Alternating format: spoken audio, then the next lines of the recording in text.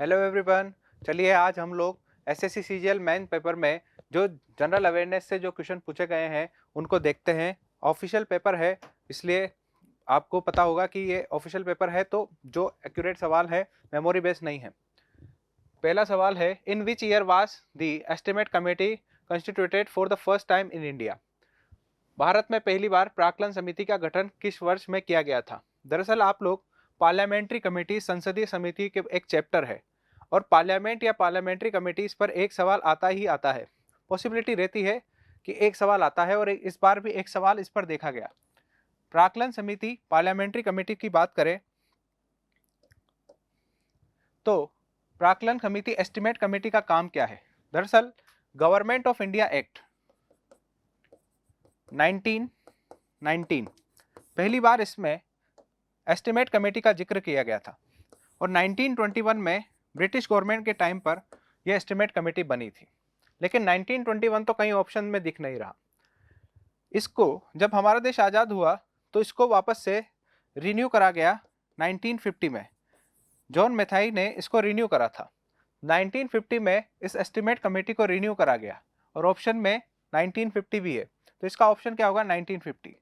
अब अगली बार जरूरी नहीं है कि यही सवाल रिपीट करें। एस्टिमेट कमेटी होती क्या है। दरअसल आपको पता होगा एज पर दी आर्टिकल 75 हमारी जो गवर्नमेंट होती है, इंडियन गवर्नमेंट या गवर्नमेंट ऑफ इंडिया होती है, वो कलेक्टिवली रेस्पॉन्सिबल होती है लोकसभा के लिए, और लोकसभा के सामने इनको अपना बजट भी रखना पड़ता है। भाई आप कितना खर्चा रख रहे हो, कितना नहीं, कितना आपकी इनकम हो रही है, ये सारी बातें आपको लोकसभा के सामने रखना पड़ता है, क्योंकि आर्टिकल 75 ये बोलता है कि government of India is collectively responsible किसके लिए, आपके लोकसभा के लिए। अब जब गवर्नमेंट ऑफ इंडिया लोकसभा के लिए कलेक्टिवली रेस्पॉन्सिबल है, सामूहिक रूप से उत्तरदायित्व है इसका लोकसभा के लिए, तो इन्हें ये जो बजट लाते हैं, वो बजट में ये कितना एक्सपेंडिचर कर रहे हैं, बजट में इनका कितना रेवेन्यू रिसिप्ट्स है, वो सारी बातें भी लोकसभा के सामने रखनी पड़ती है, और उसी के लिए बजट भी आता है। पर सरकार अपनी मर्जी से खर्चा नहीं करती, वो बजट में शो करती है कि हमारा इस साल का एक्सपेक्टेड एक्सपेंडिचर इतना है, एक्सपेक्टेड रिसिप्ट्स रेवेन्यू जो है इतना जनरेट होगा। अब उस चीज को जांचने के लिए एक पार्लियामेंट्री कमेटी बनती है, और वही है आपकी एस्टिमेट कमेटी। तो एस्टिमेट कमेटी का काम क्या है, जो बजट में जो डाटा गवर्नमेंट रखती है उसको रिव्यू करना। अब ये बताइए, यदि बजट कहां पर रखती है, कलेक्टिवली रेस्पॉन्सिबल किसके लिए, लोकसभा के लिए, तो इस एस्टिमेट कमेटी में किसके मेंबर होंगे, लोकसभा के या राज्यसभा के या दोनों के। तो केवल लोकसभा के इसमें मेंबर्स होते हैं। टोटल 30 मेंबर्स की बॉडी होती है, और इसमें कोई मिनिस्टर या सरकार का कोई भी सदस्य इस एस्टिमेट कमेटी का पार्ट नहीं होता, क्योंकि सरकार के खर्चों को ही रिव्यू करना है, और सरकार खुद यदि रिव्यू करने वाली कमेटी में आ जाए, या सरकार का कोई सदस्य इस कमेटी में आ जाए, इन 30 सदस्यों में आ जाए, इन 30 लोकसभा सदस्यों में शामिल होगा, तो ये कॉन्फ्लिक्ट ऑफ इंटरेस्ट होगा। ऐसे में इन 30 मेंबर्स में कोई भी सरकार का कोई भी सदस्य, या यूं बोले कोई भी मिनिस्टर इसका सदस्य नहीं होता। तो ये पूरा हमारा एस्टिमेट कमेटी प्राक्कलन समिति के बारे में था। चूंकि 1921 में बनी थी, चूंकि इसको वापस से रिन्यू कर दिया था आपके मिथाई साहब ने, तो अब ऑप्शन में आपको काफी क्लोज है 1949, 1947, 1950, 1948। तो इसका सही आंसर क्या होगा 1950। तो काफी डिटेल सवाल था, कई लोग कंफ्यूज हो गए थे कि ये तो 1921 था ना। 1921 था, लेकिन 1950 में इसको रिन्यू करा गया था। इसलिए बोलते हैं एग्जाम में अधूरे ज्ञान न होने से ज्यादा खतरनाक है आपका अधूरा ज्ञान। अधूरा ज्ञान की वजह से कई लोग इस वजह से इस सवाल को स्किप कर दिया। कई लोग 1921 ऑप्शन ढूंढ रहे थे, लेकिन वाकई में इसको रिन्यू करा गया था 1950 में। इस बात को भी आपको जानना था। आगे बढ़ते हैं, नेक्स्ट क्वेश्चन यदि हम लोग लेते हैं तो, which part of the constitution of India consist of the idea of welfare state. कल्याणकारी राज्य की बात करी गई है। कल्याणकारी राज्य मतलब दो होते हैं, एक होते हैं कैपिटल स्टेट और एक होते हैं वेलफेयर स्टेट। वेलफेयर स्टेट का मतलब होता है जब सरकार जो है वो लोगों के लिए, यानी अपने सिटीजन्स के, आपके सिटीजन्स के वेलफेयर के लिए सोचे। और सिटीजन्स के वेलफेयर के लिए कब सोचेगी, जब उसकी कॉन्स्टिट्यूशन, जब जिस मेथोडोलॉजी पर वो काम कर रही है वो एक वेलफेयर सोसाइटी का मेथोडोलॉजी पर वो फोकस करे, या उस पाथ पर चले। ये मेथोडोलॉजी जो है वो आपके जो हमारा जो समाजवाद से जो हम समाजवाद और एक होता है आपका पूंजीवाद, तो ये कहीं ना कहीं आपके समाजवाद का जो विचारधारा है उससे जुड़ता है आपका कल्याणकारी राज्य का कंसेप्ट। ठीक है, तो अब समाजवाद की बात कहां पर करी गई है? अब कल्याणकारी राज्य का मतलब हो गया लोगों का वेलफेयर, लोगों का डेवलपमेंट, लोगों का सोशियो इकोनॉमिक डेवलपमेंट। और लोगों के सोशियो इकोनॉमिक डेवलपमेंट की सीधी सीधी बात, सामाजिक आर्थिक विकास की बात कॉन्स्टिट्यूशन के पार्ट 4 में की गई है। और कॉन्स्टिट्यूशन के पार्ट 4 मतलब नीति निर्देशक तत्व। दरअसल दो तरीके, यदि लोगों का वेलफेयर करना है, लोगों का वेलफेयर करना है, लोगों का विकास करना है, तो आपके कितने तरीके हैं? देखो, एक होता है political empowerment. Political empowerment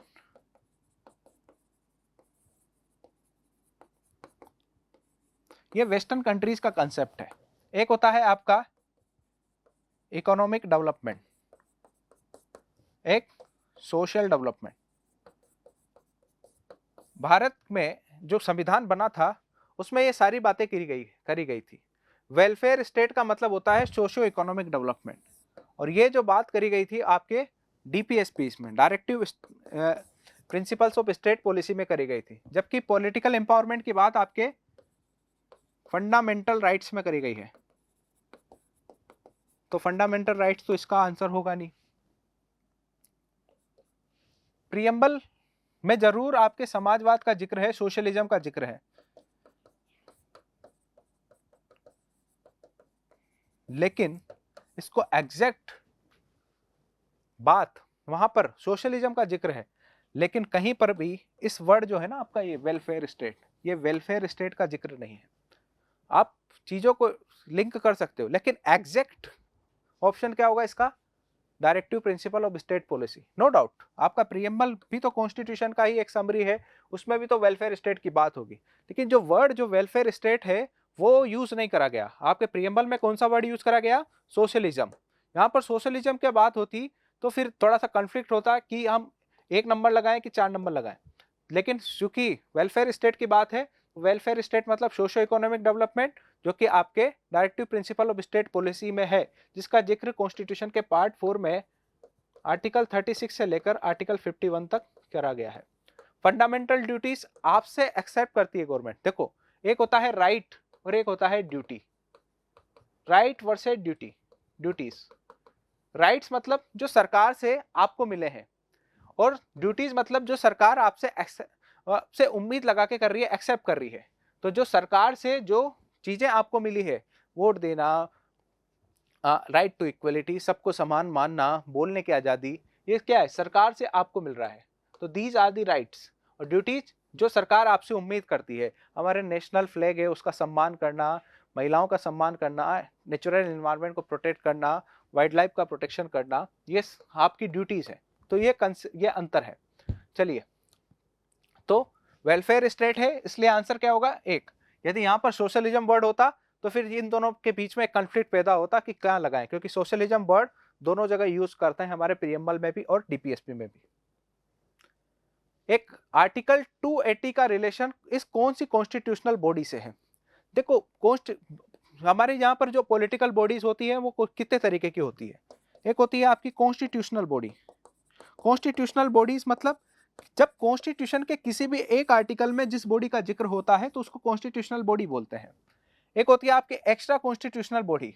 extra constitutional body मतलब एक्स्ट्रा कॉन्स्टिट्यूशनल बॉडी मतलब कॉन्स्टिट्यूशन के किसी आर्टिकल में उसका जिक्र नहीं है। अब यदि किसी न किसी लॉ के थ्रू है तो स्टैट्यूटरी बॉडी उसको बोल दीजिए, और यदि नहीं है तो एक्स्ट्रा स्टैट्यूटरी बॉडी बोल दीजिए।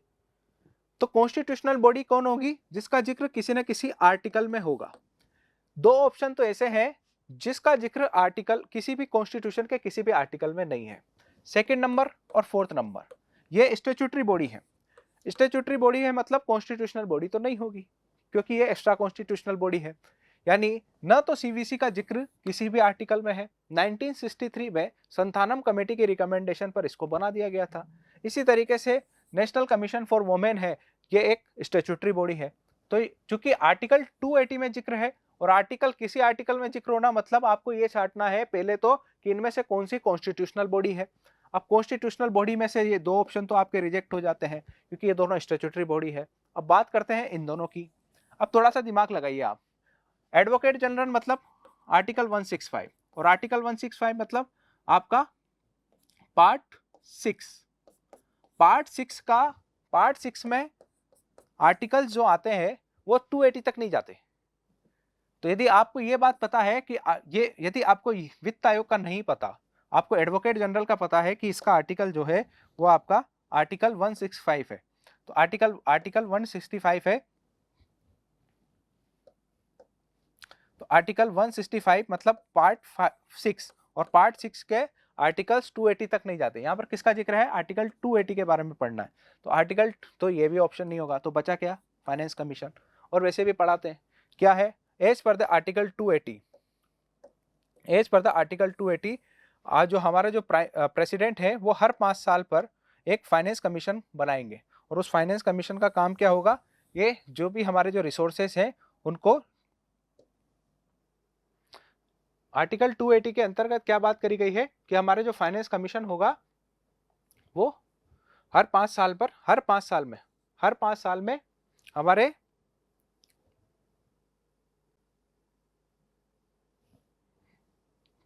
आर्टिकल 280 क्या बात करी गई है कि हर 5 साल में एक फाइनेंस कमीशन किसके द्वारा बनाया जाएगा?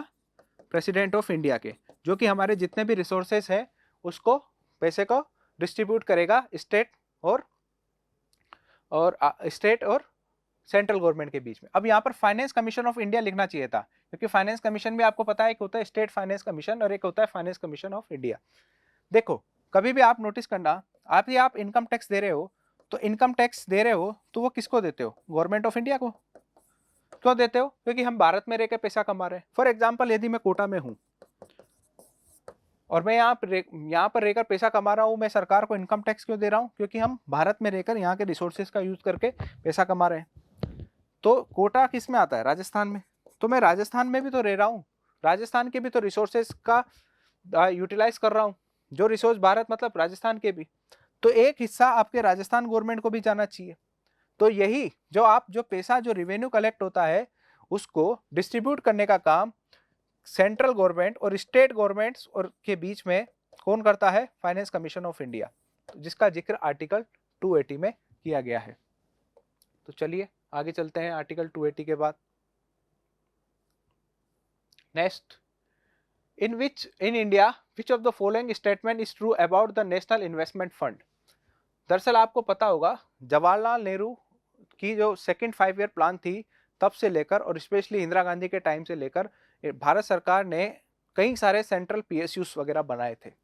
कई सारे पीएसयूज जब बने थे तो उन CPSUs, central PSUs, public sector units, जैसे आपकी कई सारी सरकारी कंपनियां जिसको बोल सकते हो, लेकिन समय के साथ इन सरकारी कंपनियों की जो एफिशिएंसी है वो इफेक्ट होने लगी। तो सरकार ने सोचा सरकार का काम धंधा करना नहीं है, सरकार का काम बिजनेस कंपनियां खोलना नहीं है, सरकार का काम लोगों का वेलफेयर करना है, सरकार का काम लोगों को अच्छा गवर्नेंस सिस्टम प्रोवाइड कराना है। तो सरकार ने सोचा कि जो ऐसी सीपीएसयूज, ऐसी हमारी सरकारी कंपनियां जिनकी एफिशिएंसी थोड़ा गड़बड़ है उनको हम बेच देते हैं, और जो बेच के जो हमारा पैसा आएगा उसका हम लोगों के वेलफेयर में यूज करेंगे। और तो 2005 में सरकार ने सीपीएसयूज के डिसइन्वेस्टमेंट की, क्या बोलेंगे इसको? डिसइन्वेस्टमेंट। सरकार अपनी हिस्सेदारी कम करती है। एक होता है नेशनलाइजेशन, जब सरकार अपनी हिस्सेदारी 50% से ज्यादा बढ़ा देती है, किसी प्राइवेट कंपनी को सरकारी कंपनी में बदल देती है। जबकि डिसइन्वेस्टमेंट में सरकारी कंपनी प्राइवेट कंपनी में बदल जाती है। तो विनिवेश, प्राइवेटाइजेशन को बढ़ावा मिला डिसइन्वेस्टमेंट के थ्रू। तो जब प्राइवेटाइजेशन को बढ़ा होगा, सरकार अपनी कंपनियां बेचेगी, तो उससे सरकार को कहीं ना कहीं अपना रिवेन्यू जनरेट होगा। तो इन्होंने सोचा ये जितना भी पैसा इन सीपीएसयूज, जो सेंट्रल पीएसयूज के डिसइन्वेस्टमेंट से आएगा, वो सारा का पैसा हम एक फंड में डालेंगे जिसका नाम दिया गया नेशनल इन्वेस्टमेंट फंड। कब की बात है? 2005 की, तो it was created in 2005, yes सही है। अब चूंकि सरकार का काम वेलफेयर करना है, तो सरकार ने सोचा कि ये जो एनआईएफ में जितना भी पैसा आएगा नेशनल इन्वेस्टमेंट फंड में, इसका 75% पैसा हम सोशल वेलफेयर या सोशल इंफ्रास्ट्रक्चर डेवलप करने में करेंगे। बाकी का 25% पैसा हम कैपिटल एक्सपेंडिचर कर सकते हैं, लेकिन एटलीस्ट 75% जो पैसा होगा वो सोशल इंफ्रास्ट्रक्चर डेवलप करने में लग करेंगे। तो क्या लिख रहा है, 75% of its annual income was to be used for schemes promoting health, education and employment। English में हिंदी में देखिए आप लोग, जो 75% जो वार्षिक आय का 75% उपयोग स्वास्थ्य, शिक्षा एवं रोजगार को प्रोत्साहित करने के लिए किया जाएगा। तो वही तो मैं कह रहा हूं, what is the health, what is the education, all these are the part of social welfare, social infrastructure। 75% पैसा as per the national investment fund policy social welfare, social infrastructure develop करने में करा जाना था, यानी हेल्थ, एजुकेशन, सैनिटेशन, एम्प्लॉयमेंट इसमें। तो ये वाला स्टेटमेंट भी सही हो गया। अब वैसे तो देखें तो 1 और 2 ऑप्शन से ऐसा लग रहा है कि 1 तीनों तो सही नहीं होंगे क्योंकि कोई ऑप्शन नहीं है। तो सवाल तो पूरा हो गया हमारा कि 1 भी सही है, 2 भी सही है, तो आंसर तो हमारा 4th नंबर का वाला होगा। लेकिन हम पूरा इसको डिस्कस करें तो 2018 में इसको डिसॉल्व कर दिया गया। तो 2018 में नहीं, इसको 2013-14 में जाकर इसको डिसॉल्व नहीं करा, इसे रिन्यू करा गया, इसको रिव्यू करा गया। और इसको अभी आप बात करते होंगे, अभी आप करंट में पढ़ते हैं नेशनल इंफ्रास्ट्रक्चर इन्वेस्टमेंट फंड, तो दूसरे फंड के साथ इसको रिव्यू कर दिया गया। तो इसको 2018 में डिसॉल्व नहीं करा गया, इसको बल्कि रिव्यू करा गया था 2013-14 में। तो स्टेटमेंट नंबर 1 और 2 सही है, तो हमारा आंसर क्या हो जाएगा, 4th नंबर। चलिए आगे चलते हैं।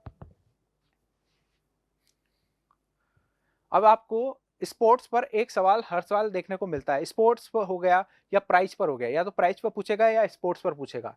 तो 4 अवार्ड दे दिए, उन्हें मैच करना है इसके साथ। अब ये करंट अफेयर्स का सवाल है, नेशनल स्पोर्ट्स अवार्ड 2022। भाई 2023 में पेपर हो रहा है शुरू में मार्च में, तो एक साल का आपसे करंट अफेयर पूछता है। ऐसा नहीं है कि आपसे नेशनल स्पोर्ट्स अवार्ड 2016 में कौन सा दिया था, 2010 में कौन सा दिया था पूछेगा, नहीं। जो सबसे लेटेस्ट थे वो पढ़ के जाना है आपको, अगले साल भी पढ़ के जाना है। तो नेशनल अगले साल जो है 2022 वाला नहीं पढ़ के जाना, अगले साल वाले 2023 का जो आ जाएगा इस साल जो अवार्ड दिए जाएंगे वो पढ़ के जाइएगा। तो ऐसे पढ़ना आपको। तो कई बार करंट अफेयर की रिलेवेंस बदल जाती है, जैसे आप सेलेक्ट नहीं हो रहे, आप अगले साल फिर अटेम्प्ट देने जा रहे हो, तो आप इसको मत पढ़ के जाइएगा प्लीज, अगले साल का जो दोबारा अवार्ड आएंगे उसको देना। भारत सरकार जो है वो खेल क्षेत्र में प्रोत्साहन को बढ़ाने के लिए कई सारे आपके अवार्ड्स देती है। उन अवार्ड्स में एक तो है आपका मेजर ध्यानचंद भारत रत्न पुरस्कार, जैसे हमारा भारत रत्न होता है ना, ऐसे ही स्पोर्ट्स सेक्टर में, स्पोर्ट्स खेल जगत में खेल रत्न के नाम से जाना जाता है। स्पोर्ट्स का जो भारत रत्न जिसे बोलते हैं वो है आपका मेजर ध्यानचंद भारत रत्न अवार्ड। वो यहाँ पर नहीं पूछा, मैं आपको सारी बातें बताता हूँ कौन कौन से अवार्ड मिलते हैं। एक तो हो गया सबसे important major Dhyan Chandra Bharat Ratna award, वो केवल किसी एक पर्सन को मिलता है। एक मिलता है आपका ध्यानचंद्र अवार्ड, एक होता है आपका अर्जुन अवार्ड जो कि इस साल 15 से भी ज्यादा लोगों को मिला। एक होता है द्रोणाचार्य अवार्ड, एक होता है जिसमें होता है एक कैटेगरी रेगुलर और एक होती है लाइफ टाइम। एक इसके अलावा एक होता है आपका खेल प्रोत्साहन पुरस्कार, मौलाना आजाद स्कॉलरशिप या ट्रॉफी जिसको बोलते हैं, जिसमें किसी यूनिवर्सिटीज वगैरह को किसी एक पर्सन को नहीं देके यूनिवर्सिटीज या कोई कॉलेज जीतता है तो वो। तो ऐसे कई सारा आपसे जरूरी नहीं है अगली बार आपसे मेजर ध्यानचंद अवार्ड के बारे में पूछ ले, राष्ट्रीय खेल प्रोत्साहन पुरस्कार के बारे में पूछ ले। अब मैच करना है। बात करें सबसे पहले अर्जुन अवार्ड की, मैं इन चारों के बातों में बता दूं, ये चारों जो हमारे जो जीवनजोत सिंह तेजा है इनका रिलेशन आपके आर्चरी से है, जबकि सीमा पूनिया और आपका अश्वनी अंकुजी दोनों जो है वो आपके एथलीट्स हैं, जबकि दिनेश जवाहरलाल जो है वो आपके क्रिकेट से हैं। कई बार ऐसे भी पूछ देता है। सवाल ऐसे बनते हैं कि इनमें से कौन सा प्लेयर जो है जिसे रिसेंटली में ही अर्जुन अवार्ड मिला, सीमा पूनिया जो कि जिन्हें रिसेंटली में ही ये वाला अवार्ड मिला, अर्जुन अवार्ड मिला या द्रोणाचार्य अवार्ड मिला, तो ये किस आपके कौन से खेल से जुड़ी हुई है। तो अर्जुन अवार्ड सीमा पूनिया जिन्हें रिसेंट में अर्जुन अवार्ड ही मिला है वो आपके एथलीट्स हैं। 4 ऑप्शन दे देगा, तीरंदाजी, एथलीट्स, क्रिकेट, फुटबॉल, 4 कोई भी 4 ऑप्शन दे देगा। तो तो अर्जुन पुरस्कार मिला है आपके सीमा पुनिया को, तो ए के साथ कौन सा हो जाएगा, सेकंड। अब यदि सेकंड देखें तो ये वाला ऑप्शन रिजेक्ट हो गया, ये वाला ऑप्शन रिजेक्ट हो गया, तो बचते हैं ये दोनों। अब इसमें भी मेन बी के साथ फर्स्ट तो ऑलरेडी मैच है। द्रोणाचार्य अवार्ड जो रेगुलर है वो आपको किसको मिला है, जीवनजीत सिंह तोजा को। जबकि आजीवन वाली बात करें तो द्रोणाचार्य पुरस्कार आजीवन आपको किसको मिला है, दिनेश जवाहर लाट को, जो कि क्रिकेट से जुड़े हुए हैं। तो ये आपके सी में थर्ड नंबर हो गया।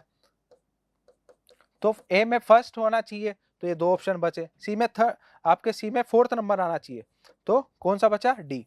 और तो बचा कौन सा, ध्यानचंद पुरस्कार। तो ध्यानचंद पुरस्कार का संबंध किससे है, आपके अश्विनी अंकु जी से, जो कि एक एथलीट्स हैं। तो कई बार आपसे स्पोर्ट्स का नाम पूछ देगा कि कौन से खेल से जुड़े हुए हैं। अभी ऐसे देखो कैसे भी सवाल पूछ सकता है कि रिसेंटली में ही सीमा पूनिया जो कि एक एथलीट्स हैं, उन्हें नेशनल स्पोर्ट्स अवार्ड के अंतर्गत कौन सा अवार्ड मिला। चार ऑप्शन ये दे दिया आपको, अर्जुन पुरस्कार, द्रोणाचार्य पुरस्कार आजीवन, ध्यानचंद पुरस्कार। आपको ऑप्शन लगाना पड़ेगा ये। दूसरा तरीका क्या है कि रिसेंटली में ही सीमा पूनिया को अर्जुन पुरस्कार मिला, इनका संबंध कौन से खेल से है। तो तैयार रहिएगा ऐसे सवालों के लिए, नॉर्मल बात है। जो जो इंडेक्सेस होते हैं, इंपॉर्टेंट रिपोर्ट्स होती है, उनको पढ़ना होता है, वो हमारे करंट अफेयर में एक इंपॉर्टेंट पार्ट रहते हैं। दो सवाल यहाँ पर करंट अफेयर्स से जो कि रिपोर्ट से देखने को मिले हैं। एक है आपका Asia Pacific personalise health index और दूसरा है आपका human development index. It is very common, but ये सरप्राइजिंग था यहाँ से सवाल आना इस तरीके से, वो भी एशिया पैसिफिक रीजन से। तो Asia Pacific personalise health index, जिसने सब कुछ बो दिया, मुझे कुछ बताने की जरूरत ही नहीं है। 2021 में इन्होंने रिपोर्ट आई थी, कौन निकालता है, Asia Pacific personalise health index कौन निकालता है, इकोनॉमिक्स यूनिट। तो कौन निकालता है, इकोनॉमिक्स इंटेलिजेंट यूनिट जो है वो आपका ये निकालता है। तो जो लास्ट इसकी रिपोर्ट आई थी, दरअसल ये 11 हेल्थ इंडिकेटर्स को मिलाकर, कितने, 11 हेल्थ इंडिकेटर्स को मिलाकर ये रिपोर्ट निकालते हैं। और उन 11 हेल्थ इंडिकेटर्स में एशिया पैसिफिक रीजन में चूंकि इंडिया भी आता है, तो इंडिया की भी इसमें रैंक आती है। और जो लास्ट रैंक आई थी इंडिया की, वो कौन सी थी, 10वीं। तो कोई भी इंडेक्स आता है जिसमें इंडिया इन्वॉल्व है, उसमें आपको ये देखना होता है कि कौन निकाल रहा है, इकोनॉमिक्स इंटेलिजेंट यूनिट। इंडिया की रैंक कितनी है और कितने इंडिकेटर्स हैं, तो कितने इंडिकेटर्स हैं, टोटल 11। अब ये 2-3 होते तो हम इसको डिटेल से पढ़ते, और कोई अच्छी संस्था निकालती जैसे यूनाइटेड नेशन वगैरह, तो SCO वगैरह, G20, तो हम इसको और डिटेल से पढ़ते। मगर यहाँ पर आपको बाउंड्री फिक्स कर लो, क्वांटिटी ज़्यादा है तो आपसे नहीं पूछेगा कि कौन कौन से 11 हेल्थ इंडिकेटर्स हैं। तो 11 हेल्थ इंडिकेटर्स के बेसिस पे ये रिपोर्ट निकाली जाती है, जिसमें इंडिया की रैंक आई है एशिया पैसिफिक रीजन में पर्सनलाइज हेल्थ पे, वो है 10वीं। चलिए आगे चलते हैं।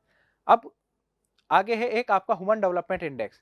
देखो, जो जितना इंपोर्टेंट इंडेक्स होगा, जैसे ह्यूमन डेवलपमेंट इंडेक्स हो गया, मल्टी डायमेंशनल पॉवर्टी इंडेक्स हो गया, तो आपको इसको बहुत ज्यादा डिटेल से पढ़ना पड़ेगा। जबकि जो नॉर्मल इंडेक्स होते हैं उनमें आप इंडिया का स्टेटस देख लो। जबकि जो इंपॉर्टेंट होते हैं जैसे ह्यूमन डेवलपमेंट इंडेक्स, तो इसको आपको ओवरऑल एनालाइज करना होगा। अब इसमें इंडिया के बारे में नहीं पूछा, दूसरे कंट्रीज के बारे में पूछ लिया। Human development index one of the important index, multi dimensional poverty index, human development index, ease of doing business, ये सारे कई सारे इंडेक्सेस हैं जिनको आपको डिटेल से पढ़ना होता है। और सवाल भी आप लोग देख लो, उसमें सिंपल इंडिया की रैंक पूछी, इसमें इंडिया का जिक्र नहीं है, दूसरे कंट्रीज के बारे में पूछ रहा है।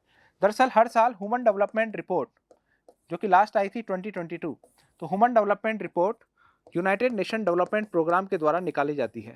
इस ह्यूमन डेवलपमेंट रिपोर्ट का एक पार्ट है human development index 2021। Last year का डाटा लेकर 2021, क्यों, क्योंकि रिपोर्ट इस साल की है, उसमें जो इंडेक्स निकाला गया पिछले साल का डाटा लेकर, 4 तरीके के इंडिकेटर्स को मिलाकर, 4 इंडिकेटर्स, जैसे एक हो गया आपका लाइफ एक्सपेक्टेंसी एट बर्थ, जन्म के समय जीवन की प्रत्याशा, mean year of schooling, expected year of schooling,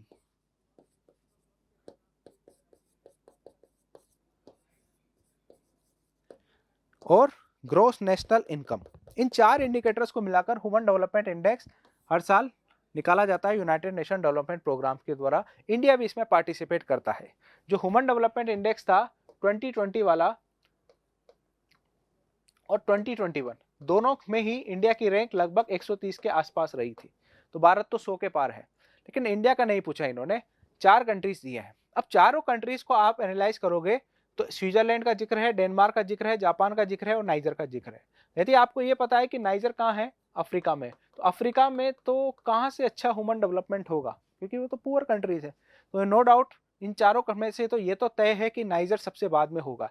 और यदि आप जानते भी हो तो 191 देशों में नाइजर की जो रैंक आई थी वो आई थी 189, तो ये तो सबसे आखिरी में ही होगा। उसके बाद आपका सबसे लास्ट जो 191 रैंक थी वो आती साउथ सूडान की, और नाइजर की कितनी थी 189, तो उन्होंने एक तो ले लिया सबसे लास्ट से, तो नाइजर सबसे लास्ट में होगा। तो आपका डिक्रीजिंग ऑर्डर में जमाना है रैंक के हिसाब से, ठीक है, तो इसकी रैंक तो सबसे बाद में है, तो ये वाला ऑप्शन तो आप हटा लो 3 नंबर, ये तो नहीं होगा आपका। बस से कौन से ये बाकी के ऑप्शंस।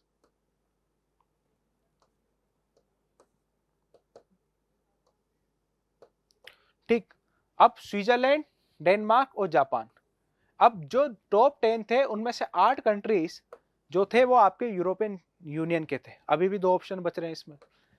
टॉप 3 कंट्रीज में आपके जो थे वो थे आपके स्विट्जरलैंड, नॉर्वे और आइसलैंड।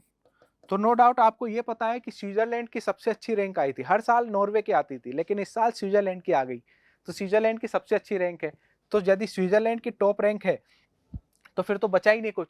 ये पता है आपको नाइजर की सबसे आखिरी में आएगी, स्विट्जरलैंड की फर्स्ट रैंक आएगी, फर्स्ट रैंक आई थी, तो एक ही ऑप्शन है जिसमें स्विट्जरलैंड सबसे पहले है, तो स्विट्जरलैंड आंसर क्या हो जाएगा आपका, ये वाला। तो इस तरीके से आप एनालाइज कर सकते हो, जरूरी नहीं है आपको चारों की पता हो, आपको 2 की भी पता है तो भी आप इसको सोल्व कर सकते हो। हर साल एक सवाल किसी न किसी गवर्नमेंट स्कीम पर पूछते हैं।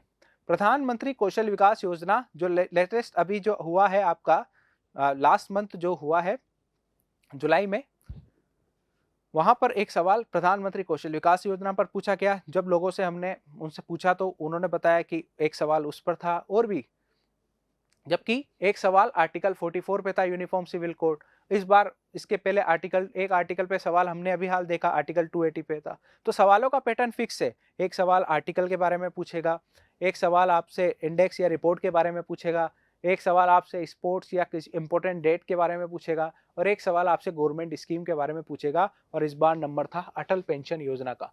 लोगों की सोशल सिक्योरिटी को इंश्योर करने के लिए 2015 में एक स्कीम स्टार्ट हुई, अटल पेंशन योजना। अटल पेंशन योजना के बारे में यदि मैं बताता हूँ, बिल्कुल 4 लाइन भी जानते हैं। ये करंट इसमें एक अपडेट आया था, आपने पढ़ा भी नहीं तो भी आपका सवाल हो जाएगा। क्या था कि 2015 में अटल पेंशन योजना स्टार्ट की गई, जिसके अंतर्गत 1000 से लेकर 5000 रुपए तक की पेंशन प्रोवाइड कराई जाएगी। कब? 60 साल के बाद। और चूंकि ये एक तरीके की बीमा स्कीम है तो इसमें आपको प्रीमियम देना पड़ता है, तो आप महीने के बेसिस पे, क्वार्टर के बेसिस पे या हाफ ईयरली, या तो 1 महीने या क्वार्टरली या फिर हाफ ईयरली के बेसिस पे आप जो है वो अपना प्रीमियम जमा करा सकते हैं। अब केवल आपको ये 2 लाइन पता है और मिनिस्ट्री ऑफ फाइनेंस इसको की एक स्कीम है। ये 3-4 लाइन आपको पता है, पिछले कुछ समय में अपडेट हुआ ये भी नहीं पता तो भी आप सवाल करके ले जाओगे। Subscriber would receive the guaranteed minimum monthly pension of 1000, 2000, 3000, 4000, 5000, सही है, 1000 से 5000 के बीच में, यही है। At the age of 80 years, यहाँ कितना लिख रहा है? 60 साल, तो ये इसके वजह से ये स्टेटमेंट गलत हो गया। ठीक, as per the new rule subscriber can make the contribution to Atal pension Yojana on a monthly basis. ठीक है, लेकिन पीछे क्या वर्ड जोड़ दिया? ओनली, नहीं, मंथली बेसिस के अलावा आप क्वार्टरली और हाफ ईयरली बेसिस पर भी अपना कंट्रीब्यूशन या जो प्रीमियम आपको देना है वो दे सकते हो। तो ये भी गलत हो गया। तो बचता क्या ऑप्शन? बी और सी इसमें भी आ गए, बी सी इसमें भी आ गए, सी इसमें आ गया, ए। अब इस पर अपडेट आया था, अकॉर्डिंग टू न्यू क्राइटेरिया जो टैक्स पेयर हैं वो एलिजिबल नहीं होंगे। आपको ये 1 अक्टूबर 2022, ये चीज आपको नहीं पता तो भी आपका ये सवाल हो जा रहा था। देखिए आप हिंदी में भी देखिए भाई, यहां पर क्या करा, 60 की जगह उन्होंने उठाकर क्या कर दिया गया, 80 साल कर दिया, जिसमें ऑप्शन गलत बन गया। यहाँ पर मासिक आधार मंथली बेसिस, जबकि मंथली नहीं, क्वार्टरली, 3 माही, 6 माही के बेसिस पे भी आप योगदान दे सकते हो। यहाँ पर एक वर्ड जोड़ दिया केवल, तो ये दोनों स्टेटमेंट गलत और आंसर क्या बचता है? ए। तो इस तरीके से आपका ये सवाल इजीली सवाल था केवल आप 2015 के बाद कभी भी एक बार भी पढ़े होंगे तो करंट अपडेट भी नहीं होंगे तो भी आप समझ गए होंगे। इकोनॉमी का एक बहुत इंपॉर्टेंट सवाल, कैपिटल एक्सपेंडिचर और कौन सा है। दरअसल आपको मैं बता दूं, जब बजट पढ़ते हैं तो बजट में आपको बता दूं, बजट दो तरीके का होता है।